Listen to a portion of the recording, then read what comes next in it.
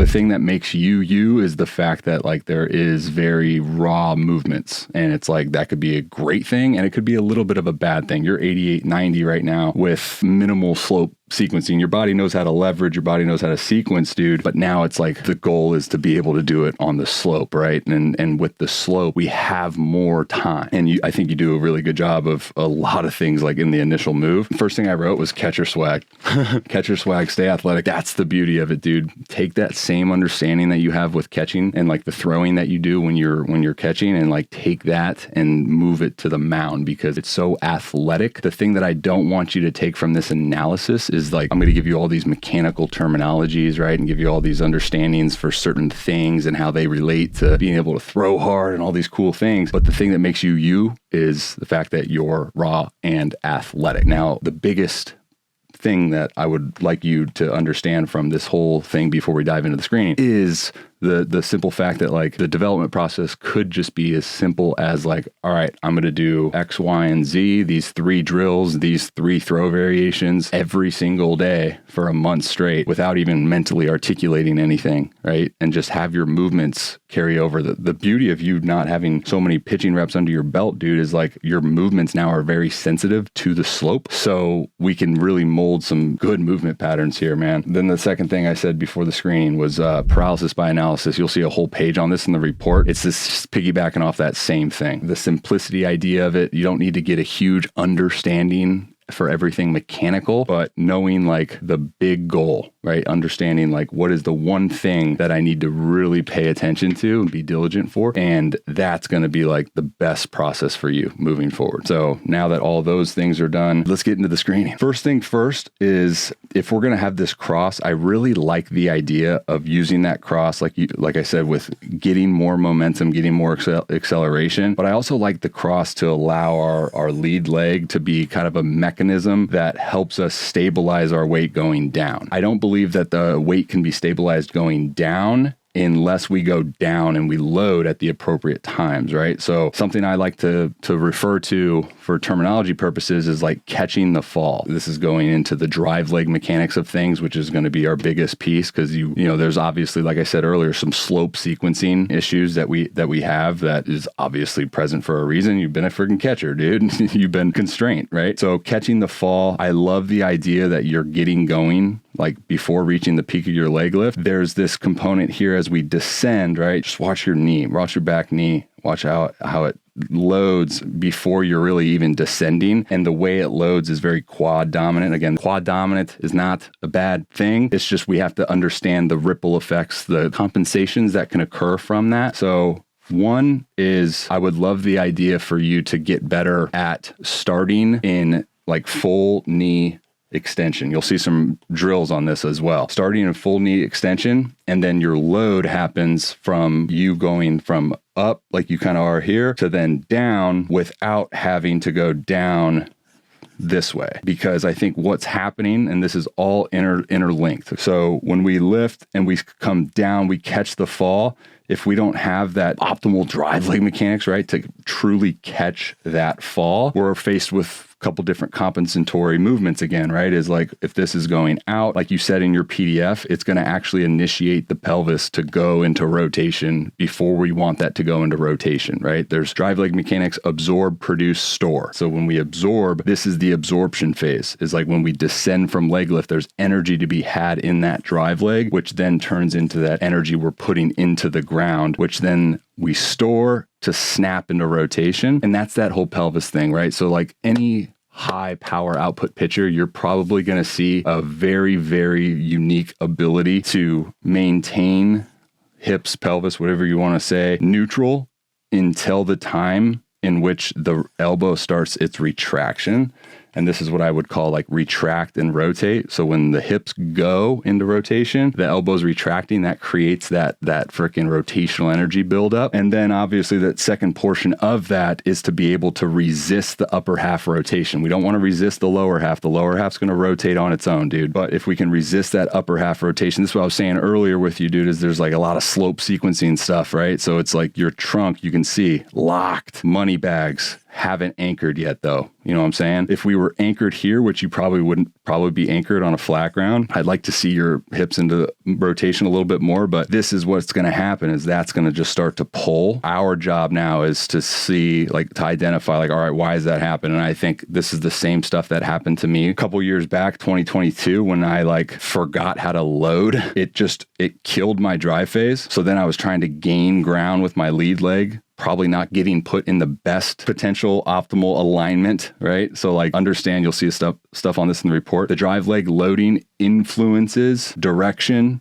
and alignment to block. So like that's why we need to make sure that we're hitting that piece. There's going to be a lot of good drill progressions for the drive leg loading, because I think right now you just need a little bit of resistance to amplify the feeling of it, right? So like resistance of the lead leg, resistance of the glove side, something that stabilizes your torso, because you can see that, again, slope sequencing, dude, it's huge. And as a position player, right, like obviously that's why I'm so excited, because we can get this pretty dang quick, and it's going to be something that really impacts power output. The drive leg, if we can get it from not collapsing so early in that drive phase, right? See how it's just like collapse, and then you're going to have this early kind of swivel of the pelvis instead of just like boom, load, absorb, store it, ride it out, snap it, retract, pull through. Segmentation, drive leg loading is huge in velocity. So this isn't like an encouragement for you to do. I'd just be curious to know your take on, have you ever thought about setting up on the rubber on the far right side and almost like forcing the amplification of kind of like what you're struggling with? Is that front shoulder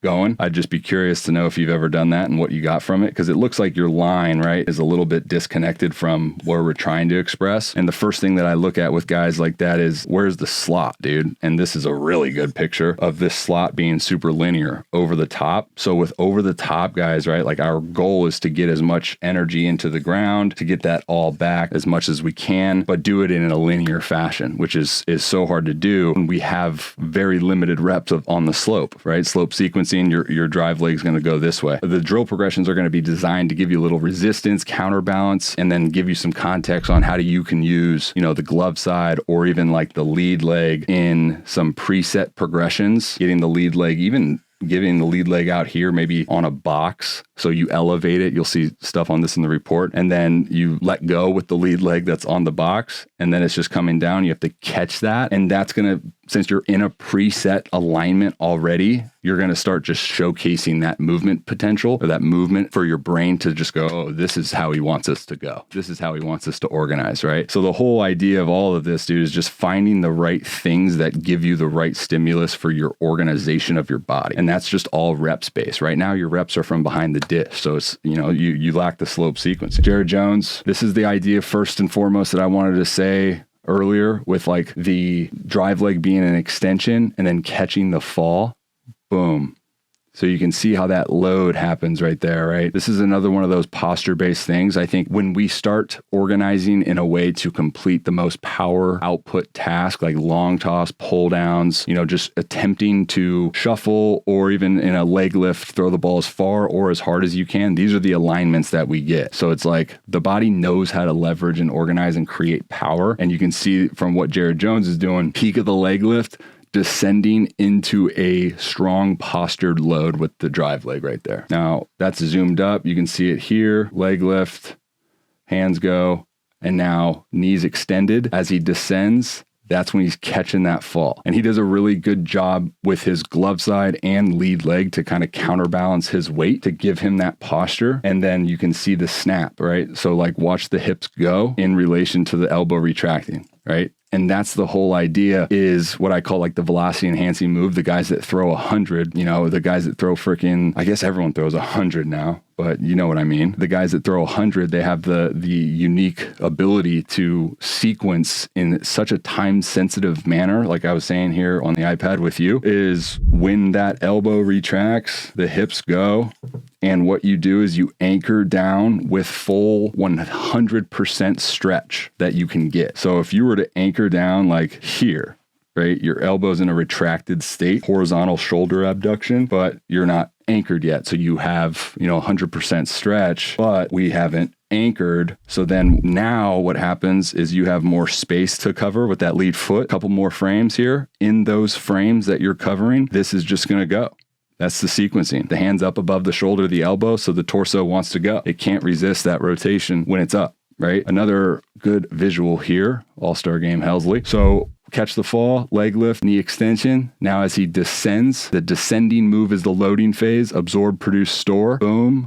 Now the hips go when the arm's flipping up. And Helsley's a good example in a way because he's long, so you'd think he needs a lot more time with his lower half, but he gets leveraged, right? The hips go, boom, and then he anchors down, and then that's that stretch. That's that creation of segmentation. Honestly, dude, your block's not bad. Remember, with a block, we're just looking at when the foot touches down, do we have valgus, right? Does the knee go forward? And it blocks it.